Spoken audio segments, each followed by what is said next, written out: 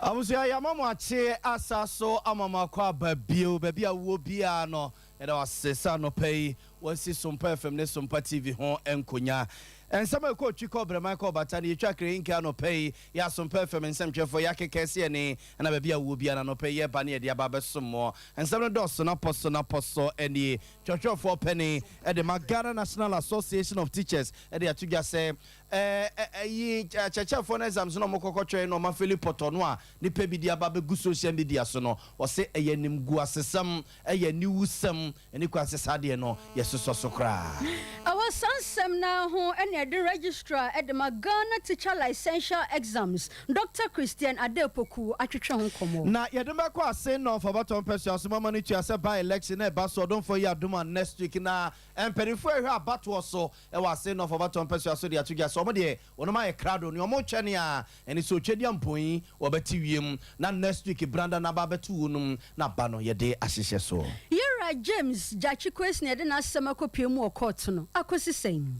Sompa FM nsɛmtwa for dem ba quarter for pankro no kumasi abonte so yete se enu anajo eja etobe 5 bedroom house bi mo emabusia se kobase de grabu e kasemu a pania kra wo no manfa bi grabu eda no ahye ne kosi senie abusia be ko no mo na yakwa kodi nkomo anopai Inspector Ametwumesi susu so ne ku awura madwo no wo se anyo no na ye yo eno nso emu kyeremu etesen medindi nana ya bo amali bi aboga no pai mene akuabo achewa asempa etia Church for penny or that Ghana National Association of Teachers ye twene tiaka na said nata no de atugya say yenim engu asesem eyaniwusam nipa binomu a wo mo e de achechefo no mo kotwere exams ya wo ma Philip Potono wo mo chese exams no mo kotwere ye ene se ne binum si church no fa ye bi handwriting poto tantantan e bi so brofo mo twere ye unhuni ti hunni nan a amanfo akwakoto apeti social media so no openi ne HSA ni enusam esa so eyenim gu asesem a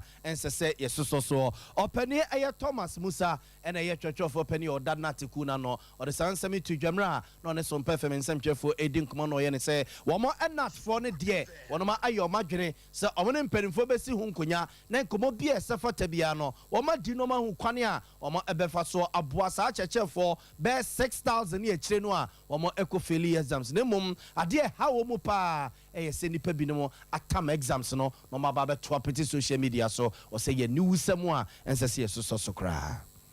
me pachopi the woman say it's unprofessional so we be go to exam now all the examination questions no about to social media it's unprofessional because that exam no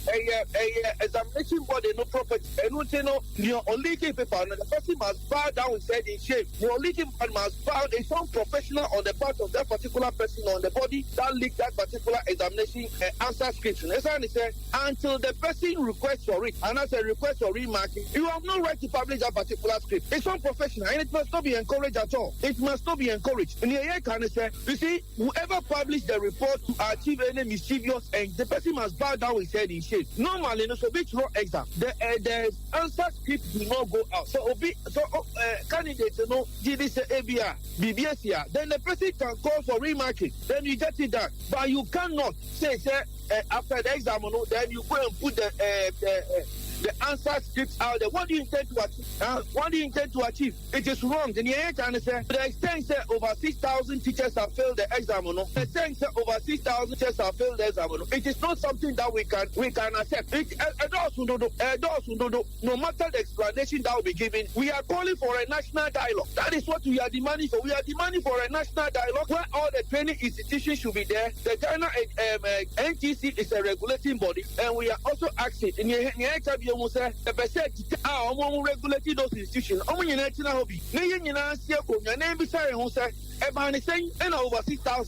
we need to answer those questions. Maybe on a silver platter. Whoever leaked the paper to the person must bow down his head in shame. I was on a church of penny that Ghana National Association of Teachers Tiaka and said Natia no penny Thomas Musa and Nayetene Kayamra na Sompa FM nsɛmtwe for ne kwakodi nkoma kwakobusa ne sɛ wɔn native we dia bai e dia number ye dia bo mu nuanom ɛna wɔkyɛ sɛ sa social media sɛm no a wɔn de nkɔda na exams na kwakoguso e bi handwriting basa e bi brofo mo kyerɛ yenkoye yɛsɛ obi kra de wa answer question ne kra o wakɔtwerɛ ne sɔfo din e de agu ɛyɛ answer booklet ne mu sɛ wɔtwɛn sɛ miracle bibisi ɛna yɛsɛ ba akokra de watwerɛ ne telephone number agu so and why any sign call me for negotiation utiri so and one be call for negotiation no and I go for we no nyina ba e na tempedi for July wo ho na busia we e de course wa cheche for no wo mo exams ni mu se yes e be adwuma na yabo yesu din ni akoda na yesu akoda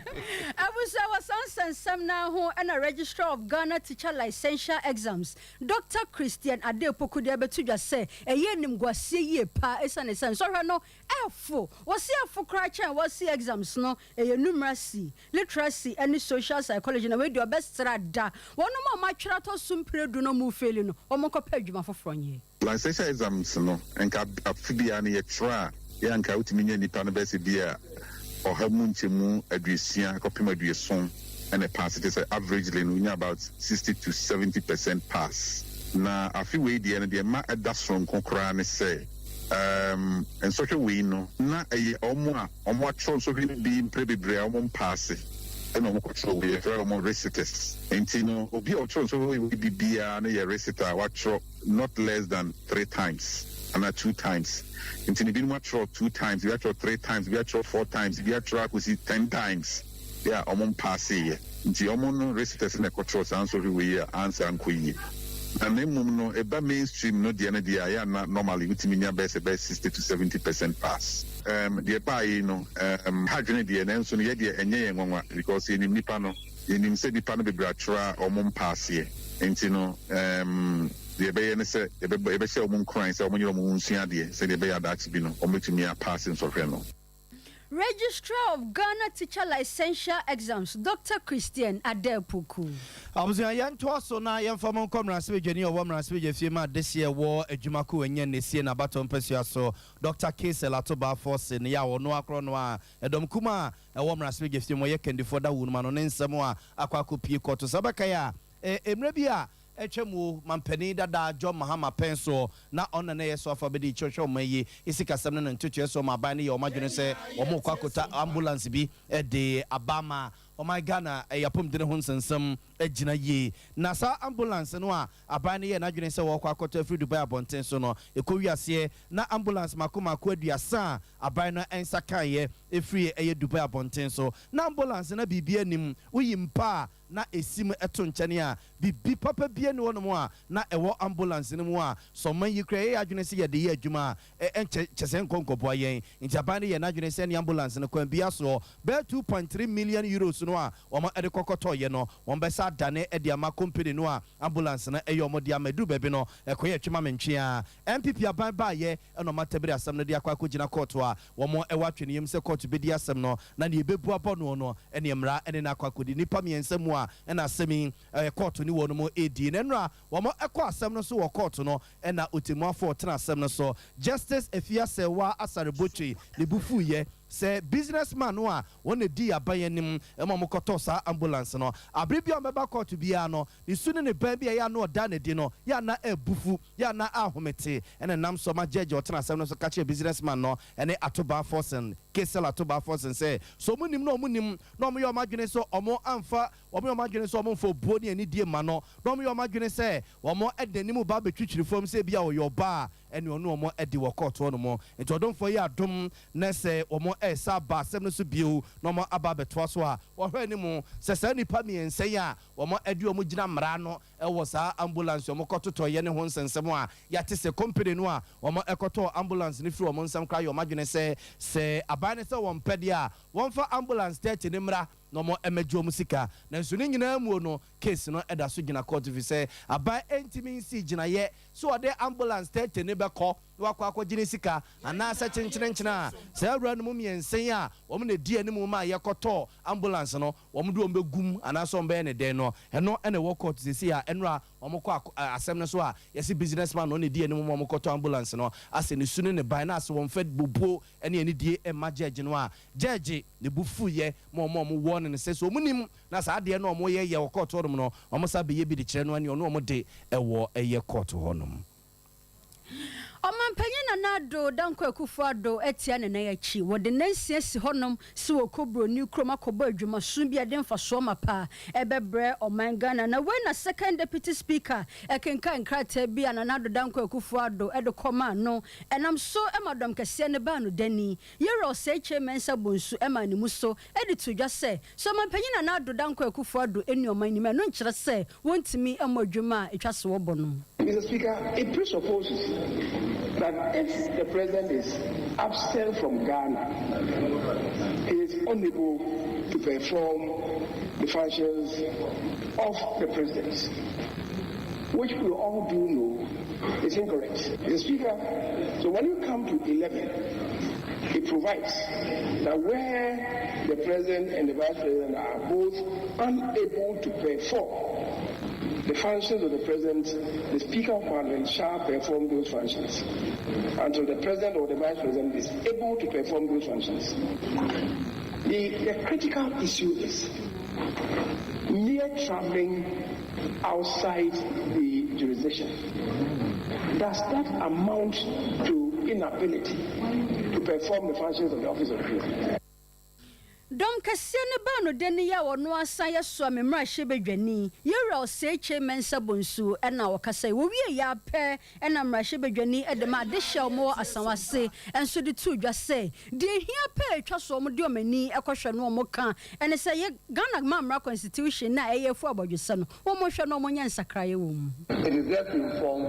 the country that he's stepping outside the jurisdiction of the country, and I think there's no argument about that. I think the argument with the majority leader, unfortunately my colleague Patrick Boama was overstretching. I don't think majority leader was arguing that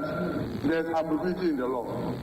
He's of the view that we must amend the constitution so that we take into cognizance the current technological advancement. You remember very well that in 1992, when we started this Fourth Republic, we didn't have this sophistication in gadgets. Asawa Semra Shebedwen Yera Muntaka Mubarak, Nekrakra and Yera Andrew Amwakon, second deputy speaker Yawatine Dream, Edanda Drumediano, and Sakasa saying. Not talking about the fact that he cannot function, that's why he's outside. When you look at Article 59, it is explicit that the president can never travel outside the jurisdiction without informing Parliament and by extension the whole country. I think the import of this letter or communication is just to inform us that is outside the country.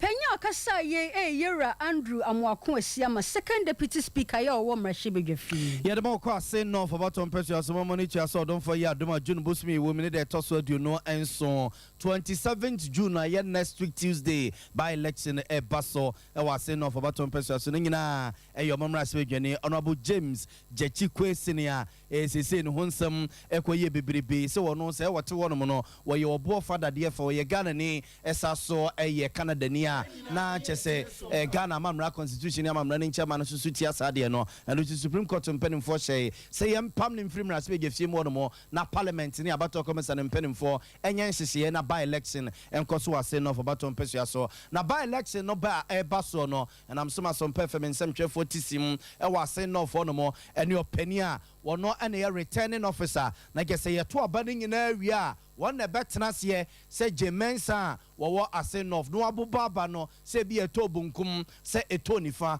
or penny coffee tibu yene ne kodi nkomo kobusa so penny e won wa krache for mo ase no my kradwa na and what you say wo mabuo mo ho awia wo mo twe so don for no ebeti wiem na next week Tuesday na beto yen na mo de abana hyehye so wo be ye adwuma neat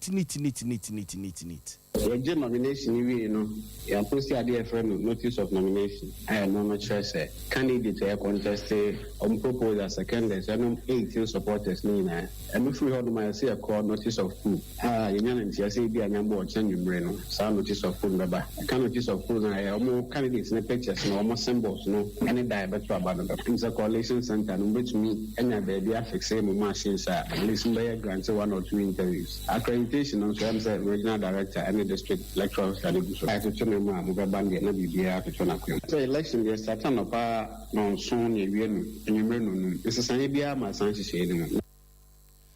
abusia we your penny kofi ayeti bu na ye ne kokodi nkomo no na aba no wono to wie wase no fabato mpasua so a wobetena se no abobɔ se to bonkum se to nifa no abobɔ de akira mansan and wache so ne na krachefo na ye krado a wodon for ya adoma next week Tuesday no by election no on be adwuma ne krogin ye fini kekawa bia emma ho na kwadu no ma wode abo yera James Jachikwesi no no panyi dia beto dwase won no wondefo wo mu bia wonada wo bia na ne krata asem ho so de ho ete krogin na we na criminal division ehye Accra High Court ase ekọ wasetena na nipa wotena dwam Justice Mary Mami Akue ade beto dwase asem Attorney General akanso mo hwe na nimu ya wo mu nyina so no mu ndi yera James Jachikwesi na asem na ne de bia wo mu betwe no aba court na wo me edina sem no enam so ama yera James Jachikwesi ni panyifo mu twetwa age no e wo court no beto dwase o mo srada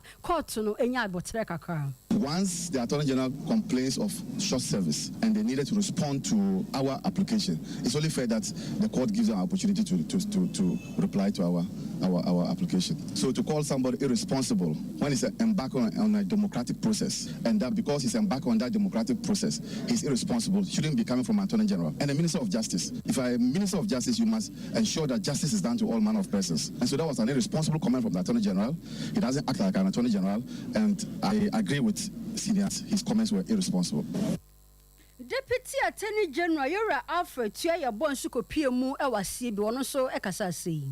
Counsel for the accused person made a point that the AG on the last agenda said the accused person is being irresponsible from what he said in court today. If that is contained in the affidavit in support, then we will need time to also respond to say, because every single word that the AG uttered on the last agenda was proper. In fact, he was able to convince the court the need for the matter to be heard on a daily basis. So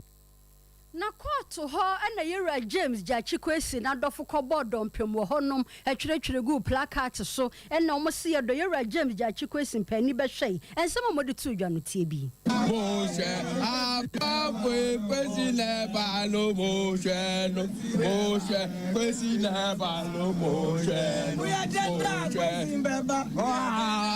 beba we are denda